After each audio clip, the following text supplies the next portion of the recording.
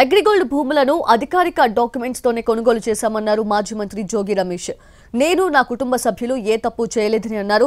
అధికారులు ఇచ్చిన ధృవీకరణ పత్రాలతోనే రిజిస్ట్రార్ భూములను రిజిస్ట్రేషన్ చేసి ఇచ్చారని వివరించారు. ఈ విషయంలో మాదేం తప్పుందని ప్రశ్నించారు.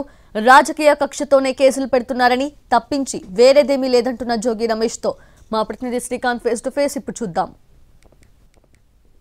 జోగి రమేష్ కుటుంబ సభ్యుల భూ వివాదానికి సంబంధించి ప్రస్తుతం సిఐడి కూడా రంగంలోకి దిగి దానికి సంబంధించి ఒక నివేదికను కూడా డీజీపీకి ఇచ్చిన నేపథ్యంలో ప్రస్తుతం దాని మీద మాట్లాడతానికి మనతో జోగి రమేష్ అన్నారు. సార్, ఏం చెప్తారు? ప్రధానంగా ఈ అంశం చుట్టూ కూడా గత కొన్ని రోజులుగా ఆరోపణలు కానీ పోలీసుల విచారణ, ప్రస్తుతం సిఐడి విచారణ కూడా చేస్తుంది, కేసు నమోదు చేసే అవకాశాలు ఉన్నాయనేది ప్రస్తుతం ఉన్న ప్రచారం.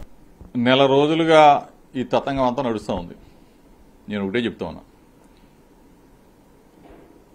మేము జెన్యూన్గా మా బాబాయ్ గారి పేరు మీద కానీ నా కుమారుడి పేరు మీద కానీ జెన్యూన్గా డబ్బులు ఇచ్చి మహాలక్ష్మి ప్రాపర్టీస్ వాళ్ళ దగ్గర నుంచి కొన్న భూమిని మా దగ్గర నుంచి కొనుగోలు చేసిన వాళ్ళు మరలా వాళ్ళు అగైన్ సర్వే చేయించుకొని సర్వేర్తో మొత్తం కూడా బౌండరీస్ ఫిక్స్ చేసుకొని ఆన్లైన్లో సర్టిఫికేట్ తీసుకున్న తర్వాతే మేము రిజిస్ట్రేషన్ చేసుకున్నా సబ్ రిజిస్ట్రారే. అగ్రిగోల్డ్ భూములు ఒకవేళ ఉండున్నట్టయితే అవి బ్లాక్ లిస్ట్లో ఉంటాయి కదా, మాకెందుకు చేస్తారు? మా దగ్గర కొనుక్కున్న వాళ్ళు కూడా ప్రకటన ఇచ్చిన తర్వాత మళ్ళీ వాళ్ళు చేయించుకున్నారు కదా, మరి వాళ్ళకి ఎట్లా చేశారు? ఇదంతా కూడా పని కట్టుకొని కొన్ని పత్రికలు జోగి రమేష్ ఏంటిది? ఒక సామాన్యులు అంటే మంత్రిగా పనిచేసి ఉండొచ్చు, సామాన్యమైన వ్యక్తుల మీద నిందలు వేసే కార్యక్రమం పని కట్టుకొని. ఇప్పుడు దీనికి బాధ్యత నష్టపోయింటే ఎవరు నష్టపోతాం? ఒకవేళ నేను అమ్మిన అతను నష్టపోతాడు, మేము కొనుక్కున్న వాళ్ళు నష్టపోతాం, మమ్మల్ని మోసం చేసినాడు. ఒకవేళ మీ భూమి ఏదైనా ఉంటే అధికారులే కదా వచ్చి సర్వే చేసింది, అధికారులే కదా రిపోర్ట్ ఇచ్చింది. ఇంత అన్యాయంగా కుటుంబ సభ్యులు మమ్మల్ని బదనామా చేయాలని పని కట్టుకుని మీకు ఎందుకంత కడుపు మంట అని అడుగుతా ఉన్నా.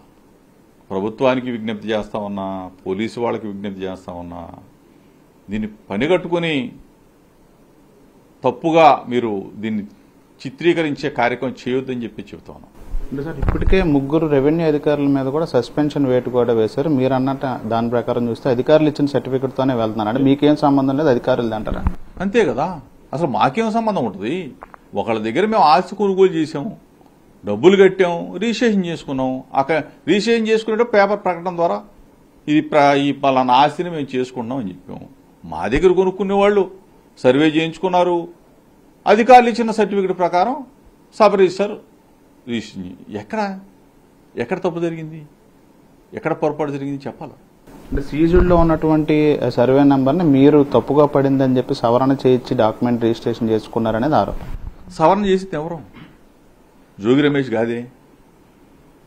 వాళ్ళు అర్జీ మా దగ్గర కొనుక్కున్న వాళ్ళు అర్జీ పెట్టుకుంటే ఆ సవరణ సర్టిఫికెట్ ఇచ్చిన తర్వాత సబ్ రిజిస్ట్రేషన్ చేశాడే.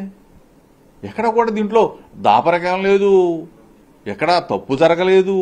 కక్ష సాధింపు చెయ్యాలి అనుకుంటే ఎప్పుడో 3.5 సంవత్సరాల క్రితం చంద్రబాబు నాయుడు గారి ఇంటికి ప్రశ్నించడానికి వెళ్ళాము, నిరసన తెలియజేయడానికి వెళ్ళాము.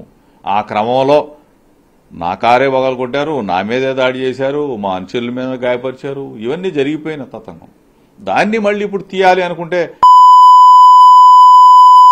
చేసేదేమిలా, అన్నిటికీ ఎదుర్కోవటానికి సిద్ధంగానే ఉన్నాం.